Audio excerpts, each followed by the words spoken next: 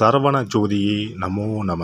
வாழ்க வையகம், வாழ்க வளமுடன். அனைத்து தமிழ் நெஞ்சங்களுக்கும் கனிவான வணக்கங்கள். அக்னி கிரகமான சூரிய பகவான் மற்றொரு நெருப்புக்கோளான செவ்வாயின் ஆதிக்கத்தில் உள்ள விருச்சிக ராசியை கடக்கும் சுமார் ஒரு மாத காலத்தையே நாம் கார்த்திகை மாதம் என்றும் விருச்சிக மாதம் என்றும் அழைக்கின்றோம். துலாம் ராசியில் தனது வீரியத்தை தானே குறைத்து கொண்ட சூரிய பகவான் மீண்டும் தனது பூரண வீரியத்தை பெற்று வலம் வரும் மாதமே கார்த்திகை மாதம் எனவும் விருச்சிக மாதம் எனவும் கூறுகின்றோம்.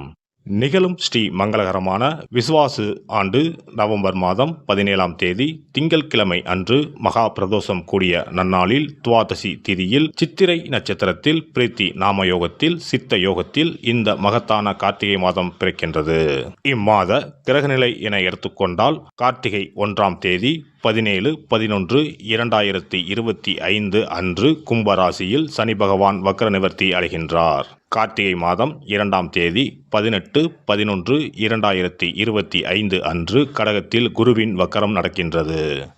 கார்த்திகை மாதம் 11ஆம் தேதி 27/11/2025 அன்று விருச்சிக ராசியில் சுக்கிர பகவானும், கார்த்திகை மாதம் 20ஆம் தேதி 6/12/2025 அன்று தனுசு ராசியில் செவ்வாய் பகவானும், கார்த்திகை மாதம் 20ஆம் தேதி 6/12/2025 அன்று விருச்சிக ராசியில் புதன் பகவானும் பயிற்சியாகின்றனர். இந்த கிரக அமைப்பினால் உங்கள் வாழ்வில் உண்டாகும் சுப மற்றும் அசுப பலன்கள் என்ன என்பதனையும், அசுப பலன் ஏற்படுமாயின் ராசிக்காரர்கள் செய்ய வேண்டிய பரிகாரம் என்ன, வழிபட வேண்டிய தெய்வம் யார் என்பதனை பற்றியும் விரிவாக காண்போம். பிறக்கப் போகும் இம்மாதத்தில் உங்கள் வாழ்வில் வளமும் நலமும் செல்வ செழிப்பும் பெற்று வாழ்வில் உயரிய நிலையை அடைய எல்லாம் வல்ல எம்பெருமானை வேண்டி விரும்பி கேட்டுக்கொள்கிறேன்.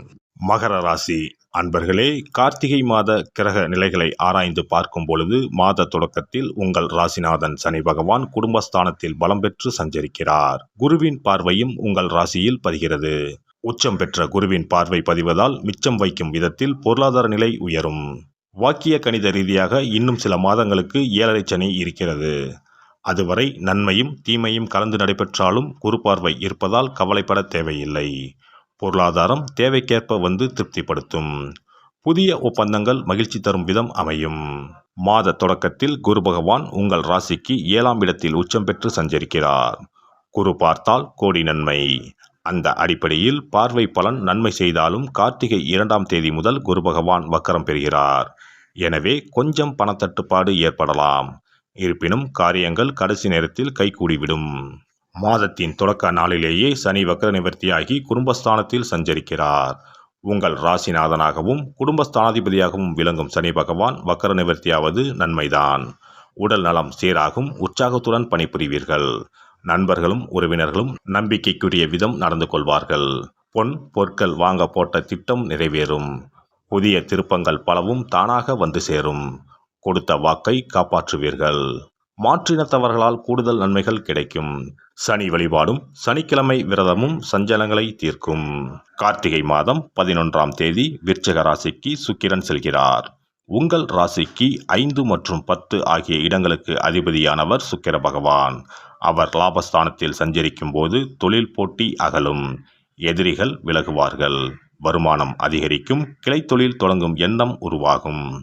உத்தியோகத்தில் உள்ளவர்கள் விருப்ப ஓய்வு பெற்றுக்கொண்டு சுயதொழில் தொடங்கும் முயற்சியில் ஆர்வம் காட்டுவர். பொன் பொருள் சேர்க்கை உண்டு. பூமி விற்பனையானாலும் லாபம் கிடைக்கும். வீட்டிற்கு தேவையான அத்தியாவசியமான ஆடம்பர பொருட்களை வாங்கி சேர்ப்பீர்கள். பிள்ளைகளின் நலன் கருதி எடுத்த முயற்சிகள் கைகூடும் நேரம் இதுவாகும். கார்த்திகை மாதம் 20ஆம் தேதி தனுசு ராசிக்கு செவ்வாய் பகவான் செல்கிறார். உங்கள் ராசிக்கு 4 மற்றும் 11 ஆகிய இடங்களுக்கு அதிபதியானவர் செவ்வாய் பகவான். அவர் விரயஸ்தானத்திற்கு வரும் இந்த நேரம் சொத்து விற்பனையால் லாபம் கிடைக்கும். தாய் வழி ஆதரவோடு சில நலன்களை பெறுவீர்கள். பழைய வாகனங்கள் பலதாகி செலவு வைக்கின்றதே என்று கவலைப்பட்டவர்கள் புதிய வாகனங்கள் வாங்குவார்கள். புனித பயணங்கள் அதிகரிக்கும். புகழ்பெற்ற ஆலயங்களுக்கு சென்று வழிபட்டு வரும் எண்ணம் நிறைவேறும். கார்த்திகை மாதம் 20ஆம் தேதி விருச்சிக ராசிக்கு புதன் பகவான் செல்கிறார். உங்கள் ராசிக்கு 6 மற்றும் 9 ஆகிய இடங்களுக்கு அதிபதியானவர் புதன் பகவான். அவர் லாபஸ்தானத்திற்கு வரும் பொழுது உத்தியோகத்தில் நீண்ட நாட்களாக எதிர்பார்த்த ஊதிய உயர்வு இப்பொழுது கிடைக்கும். வெளிநாட்டில் நல்ல நிறுவனங்களில் இருந்து ஒரு சிலருக்கு அழைப்புகள் வரலாம். பெண் பிள்ளைகளின் சுப சடங்குகள் நடைபெறும். பிள்ளைகளின் உத்தியோகம் சம்பந்தமாக நீங்கள் எடுத்த முயற்சியில் வெற்றிகள் கிடைக்கும். சமூகத்தில் பெரிய மனிதர்களின் சந்திப்பால் பிரச்சனைகளில் இருந்து விடுபடுவீர்கள். பொது வாழ்வில் உள்ளவர்களுக்கு பொறுப்புகளில் மாற்றம் ஏற்படும். வியாபாரம் மற்றும் தொழில் செய்பவர்களுக்கு போட்டிக்கடை வைத்தோர் விலகுவர். உத்தியோகத்தில் உள்ளவர்களுக்கு மேல் அதிகாரிகள் நுணுக்கங்களை கற்றுக் கொடுப்பர். கலைஞர்களுக்கு முயற்சிகளில் வெற்றி உண்டு. மாணவ மாணவிகளுக்கு படிப்பில் கவனம் கூடும். பெண்களுக்கு சுப செய்திகள் வந்த வண்ணமாக இருக்கும். பொருளாதார நிலை திருப்தி தரும். சனி மற்றும் ராகு பகவானுக்கு பரிகாரம் செய்வது அவசியம். சனிக்கிழமைகளில் ஏழை ஒருவருக்கு உணவளிப்பதும், பசுகளுக்கு புல் அளிப்பதும், காகங்களுக்கு நெய், பருப்பு, எள் கலந்த 5 சாத உருண்டைகள் வைத்து வருவதும் கைமேல் பலனளிக்கும். உங்கள் வீட்டிற்கு அருகிலுள்ள திருக்கோவில் ஒன்றில் மாலை நேரத்தில் தீபமேற்றி வந்தால் போதும்.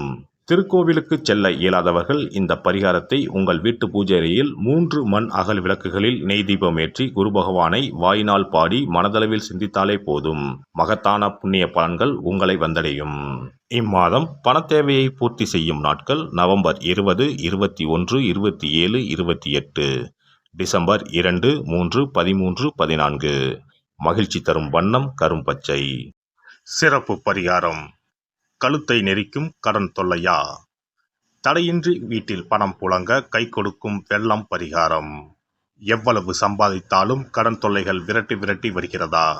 கழுத்தை நெரிக்கும் பிரச்சனைகளிலிருந்து விடுபட எளிய பரிகாரங்களை செய்து அதிலிருந்து மெல்ல மெல்ல மீண்டு வரலாம். பெரும்பாலும் கடனில் மூழ்கி இருப்பவர்களுக்கு நிம்மதி என்பதே இருக்காது. ஒவ்வொரு நாளும் ஒவ்வொரு யுகமாக நகரும். சொல்ல முடியாத அளவுக்கு மன உளைச்சலுக்கும் ஆளாவார்கள். இது போன்ற தொந்தரவில் சிக்கியுள்ளோர் பச்சரிசி பரிகாரங்களை செய்யலாம். இந்த பச்சரிசி பரிகாரத்தை வெள்ளிக்கிழமை, பௌர்ணமி வரும் நாட்கள் அல்லது புரட்டாதி நட்சத்திரம் வரும் நாட்கள், சதுர்த்தி நாட்கள் இப்படி ஏதாவது ஒரு நாளில் இந்த பரிகாரத்தை செய்யலாம். பிரம்ம முகூர்த்தத்தில் செய்வது மிகவும் நல்லது. இதற்கு ₹1 நாணயம் மொத்தம் 11 எடுத்துக்கொள்ள வேண்டும். நாட்டு மருந்து கடைகளில் கிடைக்கும் புனுகு என்ற பொருள், ஜாதிக்காய், ஏலக்காய் போன்றவற்றையும் வாங்கி வைத்துக் கொள்ள வேண்டும். இப்போது 11 நாணயங்களின் மீதும் இந்த புனுகை சிறிது தடவி விட வேண்டும்.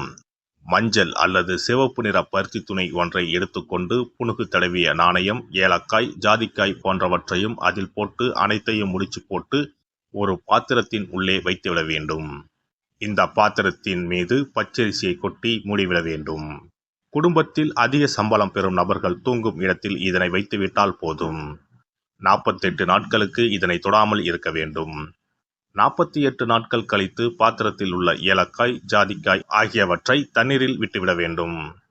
பச்சரிசினை எறும்புகளுக்கு தானம் செய்து விடலாம். இதனால் பண கஷ்டம் நீங்கி பணம் பெருக துவங்கும் என்பது நம்பிக்கை. அதேபோல 27 மொச்சைக்கொட்டைகளுடன் சிறிது வெல்லத்தையும் எடுத்து உள்ளங்கையில் வைத்துக்கொண்டு ஓம் ஸ்ரீ மகாலட்சுமி தாயே போற்றி என்ற மந்திரத்தை 27 முறை சொல்ல வேண்டும். பிறகு ஒரு தண்ணீர் உள்ள ஒரு பாத்திரத்தில் மொச்சக்கொட்டை, வெல்லத்தையும் சேர்ந்து கலந்து பசுமாட்டுக்கு தரலாம் அல்லது ஓடும் ஆற்றில் கரைத்து விடலாம்.